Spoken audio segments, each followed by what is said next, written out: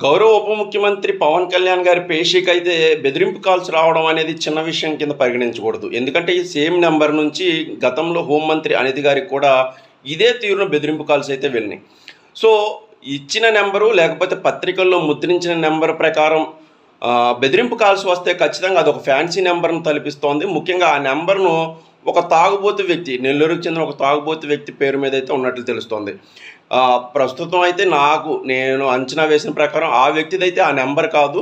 ఆ నెంబర్‌ను తీసుకొని వేరే వ్యక్తులెవరో ఈ పనులు చేయిస్తున్నట్లయితే తెలుస్తోంది. దీని వెనుక ఎవరున్నారు, ఏంటి అనేదైతే ఖచ్చితంగా తెలుసుకోవాలి. ఎందుకంటే బెదిరింపు కాల్స్ లేకపోతే బెదిరింపు మెసేజ్‌లనేవి ఒక ప్రభుత్వం కీలకంగా పనిచేస్తున్న సమయంలో నైతికంగా లేకపోతే వ్యక్తిగతంగా వాళ్ళని హననం చేయడానికి చేస్తున్న ప్రయత్నంగా భావించాలి. ఖచ్చితంగా పోలీసు అధికారులు ఉప ముఖ్యమంత్రి పేషీకి డైరెక్ట్‌గా ఫోన్ చేసిన వ్యక్తులనైతే గుర్తించాల్సిన అవసరం అయితే వెంటనే ఉందనైతే నా అభిప్రాయం.